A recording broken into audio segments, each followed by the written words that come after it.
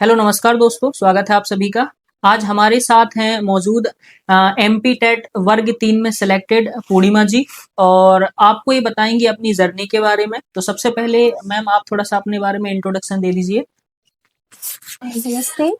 मेरा नाम डॉक्टर पूर्णिमा दुबे है। मेरा एमपी टेट ग्रेड 3 क्वालिफाई हुआ है। इसके लिए मैं सभी टीचर्स को बहुत-बहुत थैंक यू बोलना चाहूँगी क्योंकि मेरी तरफ से तो मेरा डेडिकेशन बिल्कुल न्यूट्रल था।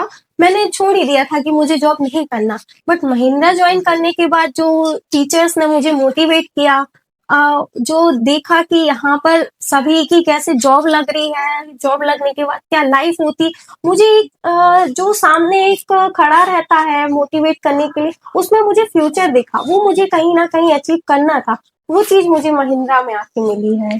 मैम एमपी टेट वर्ग 3 क्वालिफाई करने के बाद आप कैसा फील कर रही हैं? कैसा लग रहा है आपको? एमपी टेट क्वालिफाई करने के बाद मेरी पूरी लाइफ चेंज हो गई। मैं पहले क्या थी, उसके बाद क्या बनी है, वो मैं देख सकती हूँ। मेरे जो क्लोज वाले हैं वो जान सकते हैं। पूरी इंट्रोवर्ट थी, कहीं आती-जाती नहीं थी। जॉब लगने के बाद मैं हर महीने ट्रिप पर जाती हूँ, बहुत घूमती हूँ।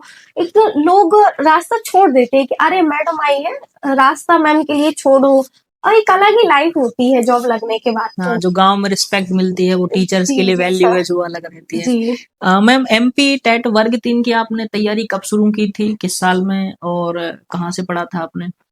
एमपी टेट के लिए पहले तो मैं बिल्कुल भी नहीं करना चाहती थी जॉब इसके लिए, क्योंकि मुझे मोटिवेशन ही नहीं था। मैंने सीधा कोचिंग जॉइन किया, फिर टीचर्स ने मुझे सारा सिलेबस बताया, इसमें मैथ, पेडागोजी, बाल विकास और हिंदी, इंग्लिश ये सारे सब्जेक्ट इसमें इंक्लूड थे। और बुक्स का जो बोले कि महिंद्रा से जो बुक्स प्रोवाइड होती हैं वो स्टडी मटेरियल काफ़ी, आपको अलग से कोई बुक खरीदने की ज़रूरत ही नहीं थी। मुझे तो इनफैक्ट कोई ज़रूरत नहीं पड़ी कोई बाहर से बुक परचेज़ करने की। और इसके लिए मेरा रूटीन ऐसे था कि सर जो पढ़ाते थे 2 घंटा जो भी क्लासेस रहती थी, प्रॉपर वो मैं क्लास लेती थी। कुछ देर यहाँ बैठ के मैं अपने डाउट लगाती थी। कुछ कन्फ्यूज़न रहता था, टीचर्स के पास जाती थी, उनसे क्लियर करती थी। मतलब मैं पूरा टाइम जितना मुझे मिलता था, मैं कोचिंग में ही पढ़ती थी। रात में 1-2 घंटा अपनी कुछ पर्सनल स्टडीज़ करी, वो अलग रहता था, लेकिन पूरा टाइम मैं कोचिंग में ही लगाती थी। मैम तैयारी के दौरान आपका सबसे मुश्किल समय कौन-सा रहा है?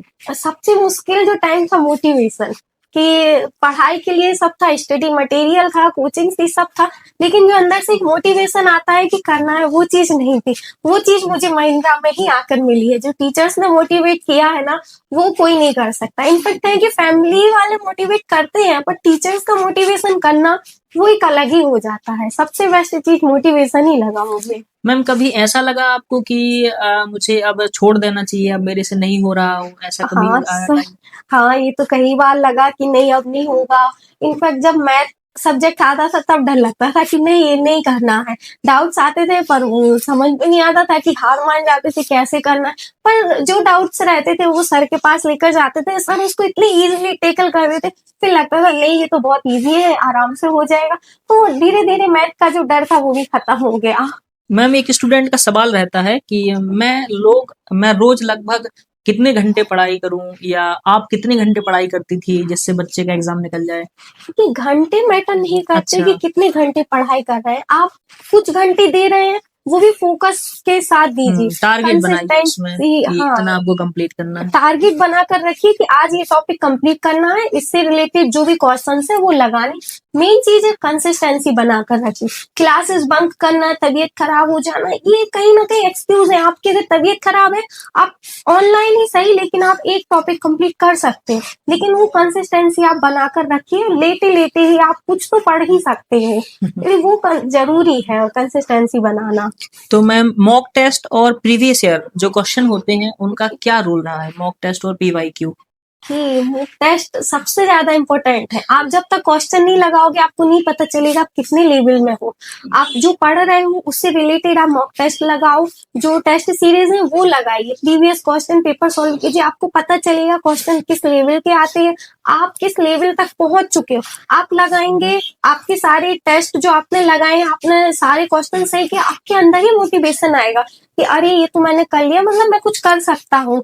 वो आप बिल्कुल मत छोड़िए, वो लगाइए। मैम रिजल्ट वाले जो दिन आपका जो था ना वो कैसा था? रिजल्ट जब आया तो घर वालों या कहाँ थे आप? किस तरीके से मूवमेंट रहा वो? रिजल्ट जब आया, मैं बताऊं, मैं तो रोने लगी थी। मुझे बिलीव ही नहीं हो रहा था कि ऐसा कुछ भी हुआ है। मैम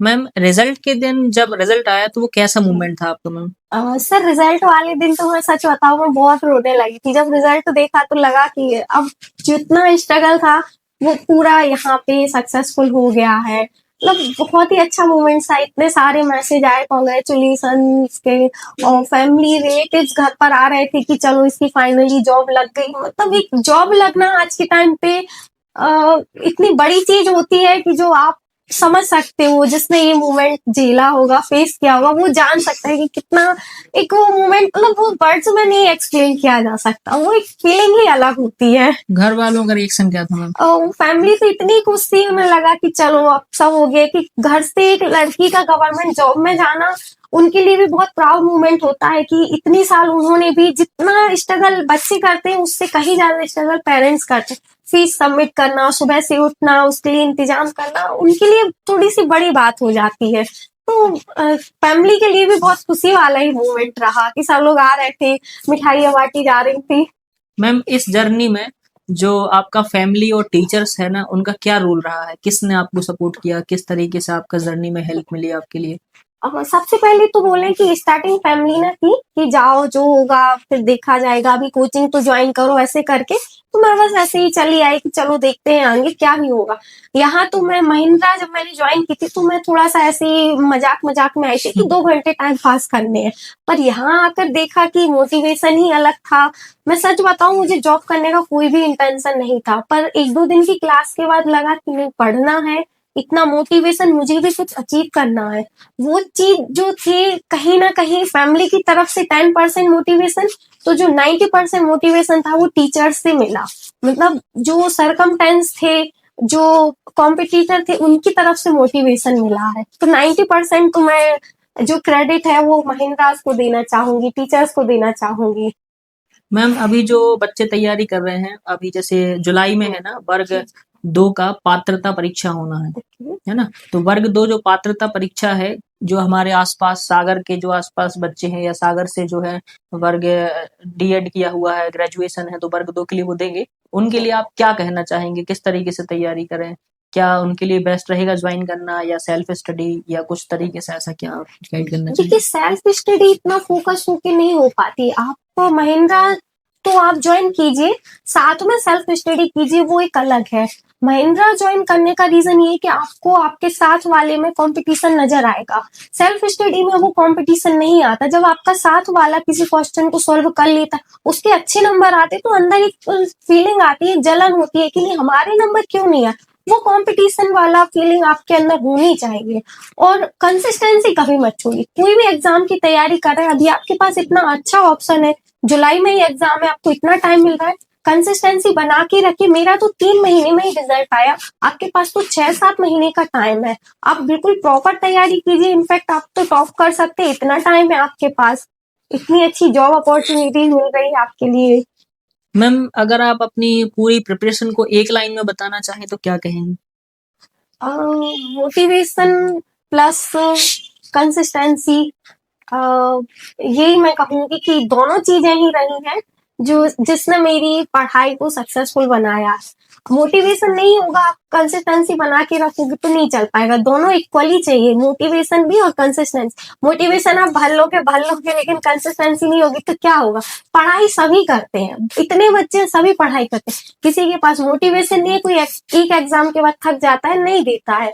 लेकिन मोटिवेशन जिसको होगा ना, वो कभी हार नहीं मानता। और कंसिस्टेंसी बनाकर रखेंगे, आपको खुद पर बिलीव रहेगा कि ये चीज हम कर सकते हैं। बहुत बढ़िया। तो मैम मतलब आप बच्चों को क्या मैसेज देना चाहेंगी कि आप बच्चों अगर जो फर्स्ट ईयर में हैं या अभी डीएड कर रहे हैं, है ना? क्या उनको अभी से तैयारी स्टार्ट कर देनी चाहिए? और जो अभी वर्ग 2 जुलाई में देने वाले हैं पात्रता परीक्षा, उनके लिए आप क्या गाइडेंस देना चाहेंगी कि आपको अभी से क्या तैयारी स्टार्ट कर देनी चाहिए? क्योंकि कुछ बच्चे करते हैं कि जब वैकेंसी आई, फिर फॉर्म भरा, फिर 1-2 महीने पढ़ने आ जाते हैं, तो फिर हमसे बोलते हैं कि सर अभी आपके सिलेबस कंप्लीट करा दोगे? हाँ, उनको आप क्या कहना चाहेंगे कि अभी से उनको ज्वाइन कर लेना चाहिए और पढ़ना चाहिए या फिर अभी जब वो नोटिफिकेशन है उसका वेट करते रहें? नहीं, नोटिफिकेशन का तो कभी वेट मत कीजिए। आप तो आज से ही पढ़ाई स्टार्ट कीजिए। इनफैक्ट मैं तो बोलूंगी आपकी 12th हो जाती है, आपको कहीं ना कहीं कोचिंग ज्वाइन करना ही चाहिए। आप कुछ नहीं, मैथ रीजनिंग ये कॉमन सब्जेक्ट है, ये सभी में आते हैं। इन पर आप अपना कमांड बनाकर रखिए। कोई एग्जाम आएगा उसमें अलग से कोई सब्जेक्ट ऐड होगा तो आपके लिए इतना प्रेशर बस चेंज हो जाएगा। आप अपनी जो मेन सब्जेक्ट है, पेडागोजी जो है वो आनी है। मैथ आएगी, रीजनिंग, हिंदी, इंग्लिश ये कॉमन सब्जेक्ट है, आएंगे ही आएंगे। आप इन पर अपनी कमांड बनाकर रखिए। बाकी अगर कोई चेंज होता है एक सब्जेक्ट तो आराम से कंप्लीट हो जाएगा। ये मत सोचिए कि 2 महीने पहले हो जाएगा, 4 महीने पहले हो जाएगा। जितना टाइम मिले उतना भी कम रहता है। अभी मैम आपका पोस्टिंग कहाँ पे है और अभी आप कहाँ पे जॉब कर रही हैं टीचर की? अभी मेरी पोस्टिंग सिंगरौली डिस्ट्रिक्ट में है। अच्छा, जी। ठीक है।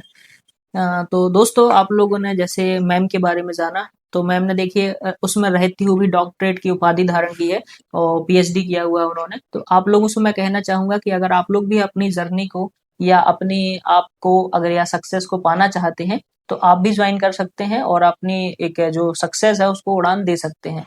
तो मैं आपसे कहना चाहूंगा, तो मैम सबसे पहले तो आपका थैंक यू जो आपने यहाँ पे आए, टाइम निकाला बच्चों के लिए भी एक, है ना? तो उसके लिए thank you so much. Thanks to you sir. Thank आप नहीं होते तो शायद ये चीज नहीं हो पाती पॉसिबल, क्योंकि जो मोटिवेशन आपसे मिला है वो कहीं से नहीं मिल पाता। जी, जी, जी। थैंक यू मैम और थैंक यू